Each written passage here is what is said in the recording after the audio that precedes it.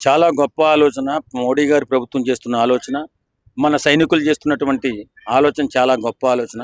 ఎందుకంటే seize the fire అని ఉచితంగా మామూలుగా ఏం చెప్పలేదండి.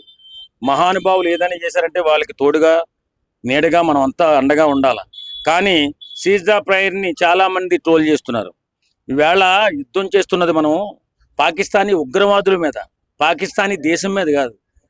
ప్రతి ఒక్కరు కూడా ఈవేళ యుద్ధం ఎందుకు ఆపారు, యుద్ధం ఎందుకు మాట్లాడని ఎకిలి మాటలు మాట్లాడుతున్నారు. ఒరే పిచ్చోళ్ళరా, మీ కుటుంబంలో ఒక వ్యక్తి చనిపోతే ఎంత బాధ ఉంటుందో, ఏ ఈ యుద్ధమే జరిగితే రెండు దేశాలకి ఎంత నష్టం ఉంటుందో ఎవరైనా ఆలోచించారా? మనకు కావాల్సింది ఏంటి? ఉగ్రవాద నిర్మూలన. మన దేశం కోరుకున్నదేంటి? ఉగ్రవాద నిర్మూలన. మనం నరేంద్ర మోడీ గారు కోరుకున్నది ఉగ్రవాద నిర్మూలన. ఆ నిర్మూలన చేశాము. ఖచ్చితంగా వాళ్ళ స్థావరాలన్నింటినీ ధ్వంసం చేసేసాం. వాళ్ళని ఉగ్రవాదాన్ని చాలా వరకు చంపేశాం. కాబట్టి వేళ పాకిస్తాన్ దేశం మన దేశంకి కాళ్ళ బేరానికి వచ్చింది. ఎందుకంటే రేపొద్దున్న యుద్ధం జరిగితే ఎందుకు అంగీకరించారు సీజ్ ద ఫైర్ అని ఎందుకన్నారని అందరూ అంటున్నారు. యుద్ధం జరిగితే ప్రాణ నష్టం అపారంగా ఉంటుంది, ఆ దేశానికైనా మన దేశానికైనా. కాబట్టి ఖచ్చితంగా మన అందరం కూడా ప్రజలు బాగుండాలి, ఉగ్రవాదం అంతం అవ్వాలి. అదే కదా మనకు కోరుకునేది. మరి అలాంటప్పుడు పెద్దలు తీసుకున్న నిర్ణయానికి మనం కట్టుబడి ఉండాలా, పెద్దల నిర్ణయం శిరోధార్యంగా ఉండాలా. ఈరోజు నరేంద్ర మోడీ గారు చేస్తున్నటువంటిది అఖండ భారతదేశం ప్రపంచంలోనే అగ్రగామిగా నిలబడింది ఈరోజు. కారణం ఏంటి? అందరూ కూడా భయపడ్డారు. పాకిస్తాన్ అనే దేశంని ప్రపంచ పటంలో లేకుండా చేసేసే సత్తా భారతదేశానికి ఉంది. ఒకవేళ అలా చేస్తే చాలా ఇబ్బందులు వస్తాయి అనేసి చైనా ఇవన్నీ కూడా కోరుకున్నాయి యుద్ధాన్ని ఆపండి అని. చేసే సత్తా ఉన్నప్పుడు ట్రంప్ చెప్పినప్పుడు వినాల్సిన అవసరం ఏంటి? ట్రంప్ మాటలు విన్నాడని ఎవరు చెప్పాడు? ట్రంప్ ముందే 2 hours ముందే అన్ని జడ్జిమెంట్ ఇచ్చేస్తున్నాడు కదా. తర్వాత అవన్నీ కేఏపాల్ ఎలా మాట్లాడుతున్నాడు, ట్రంప్ కూడా అలాగే మాట్లాడుతున్నాడు. పాకిస్తానీ సైనిక వర్గం మనకి రిక్వెస్ట్ పెట్టుకుంది, అయ్యా యుద్ధాన్ని ఆపుదాం, యుద్ధాన్ని ఆపి శాంతిగా మనం ఏం కావాలనుకున్నది మనం చేసుకుందాం. ఈ రోజు మనం నాశనం అయిపోబోతున్నాం, మీ కాళ్ళకి దండమని మోడీ గారు కాళ్ళు పట్టుకుంటే ఆగింది తప్ప ట్రంప్ చెప్పాడని ఆగల.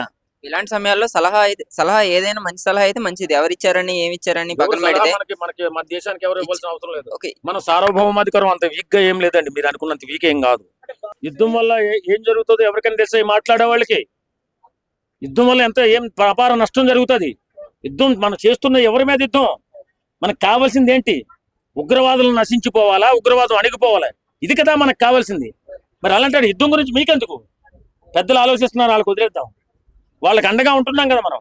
ఏది మాట్లాడినా ఏది చేసినా అండగా ఉండవలసిన బాధ్యత భారతదేశ ప్రజలకు మనకు. అంతేనా? యుద్ధం కోరుకుని మన ఆత్మీయులు కోల్పోదామా? యుద్ధం మన దేశం మీద కోరుకోలేదండి, మనం ఉగ్రవాదం మీద కోరుకున్నాం. ఉగ్రవాదాన్ని తుదిముట్టించాలని చెప్పి మనం పట్టుబట్టి యుద్ధం మొదలెట్టాం. అంతే తప్ప ఎవడైనా పాకిస్తానీ పౌరుని చంపేద్దాం అనుకున్నామా? లేదు కదా.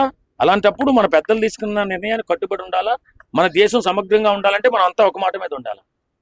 ఇలా తేలిక మాటలు మాట్లాడుతూ వాళ్ళు సీనియర్ జర్నలిస్ట్ అయినా ఇంకొకరైనా యుద్ధాన్ని కాంక్షించకూడదండి. మనకు కావాల్సిన నిర్మూలన అయిందా? ప్రజలందరూ సుఖశాంతులతో ఉన్నారా? సుఖంగా ఉన్నారా? ఎలాంటి బాధాబందీ లేకుండా ఉన్నారా? ఎలాంటి భయాలు లేకుండా ఉన్నారా లేదా అనేది కావాలా. ఇప్పుడు మనకి ప్రపంచ దేశాలకి షిన్లా తగినటువంటి ఏంటి? ఉగ్రవాదం ఒకటే. ప్రపంచ దేశాలు అల్లాడుతున్నటువంటి ఏదైనా చర్య ఉందంటే ఉగ్రవాదం ఒకటే. ప్రపంచ దేశాలన్నీ కూడా పోరాటం చేస్తున్నాయి ఉగ్రవాదం మీద అణిచివేయాలని. కానీ ఎవరు కూడా ధైర్యం చేయలేకపోయారు. ఇవాళ మన భారతదేశం ముందడిగేసింది. ఉగ్రవాదాన్ని తుదిముట్టించాలని నరేంద్ర మోడీ గారు మన భారతదేశం తరఫున కోరుకున్నారు. మన సైనికులు విరోచన పోరాటం చేసి చాలా వరకు వాళ్ళ పొగరును వాళ్ళ అహంకారాన్ని దెబ్బకొట్టి కాళ్ళబేరం తెచ్చుకున్న దేశం ఏదైనా ఉందంటే ఇది అఖండ భారతదేశం మాత్రమే. అది రోగ్ దేశం. రోగ్ నా కొడుకులు ఎక్కువగా ఉండే దేశం ఏదైనా ఉందంటే పాకిస్తాన్ దేశం. ఆ పాకిస్తాన్ దేశంలో ఉన్నటువంటి వాడు మాట మీద నిలబడతాడు అనుకోవడానికి నమ్మకం లేదు. కాకపోతే మనకు కావాల్సింది ఉగ్రవాదులు మట్టుబెట్టడం. దాన్ని ఖచ్చితంగా చేశారు. పూర్తిగా నిర్మూలన అయిపోతుంది, లేకపోతే మళ్ళీ యుద్ధం స్టార్ట్ అయిపోతుంది. ఖచ్చితంగా ఇది గొప్ప సాంప్రదాయం తెరదీసింది ఆంధ్రప్రదేశ్ ప్రభుత్వం. పవన్ కళ్యాణ్ గారు ముఖ్యంగా ఆయన నిజంగా వాళ్ళకి ఎంత బాగా అండగా నిలబడ్డారంటే, ఆయన సంస్కారం అలాంటిది. పవన్ కళ్యాణ్ గారు ఎంతో మందికి సేవ చేస్తున్నారు, ఎన్నో పేద కుటుంబాలకు సాయం చేస్తున్నటువంటి గొప్ప వ్యక్తి ఎవరైనా ఉన్నారంటే అది పవన్ కళ్యాణ్ గారు. కూటమి ప్రభుత్వం ఖచ్చితంగా మురళీ నాయక్ కుటుంబానికి అండగా నిలబడింది. బ్రహ్మాండంగా ఆయనకి వాళ్ళ కుటుంబానికి 5 ఎకరాల పొలం, 50 లక్షల రూపాయలు, అలాగే 300 గజాల స్థలం, అలాగే 25 లక్షల రూపాయలు పవన్ కళ్యాణ్ గారు ఇచ్చారు. సంతోషం, చాలా బాగా ఆదుకున్నారు ఆ కుటుంబాన్ని. కాబట్టి అమరుడైన మురళీ నాయక్కి జోహార్లు అర్పిస్తూ ఆ కుటుంబాన్ని ఈరోజు ఎంతో గొప్పగా కీర్తిస్తూ, అలాగే ఒక గ్రామాన్ని పేరు పెట్టినటువంటి మన కూటమి ప్రభుత్వానికి వందనం తెలియజేసుకుంటున్నాం. Thank you sir. అలాంటి వీర జవాన్లు మీరు కాపాడినందుకు కూడా ప్రజల తరఫున మేము అందరం కూడా మీకు థ్యాంక్స్ చెప్పుకుంటున్నాం సార్. Thank you sir.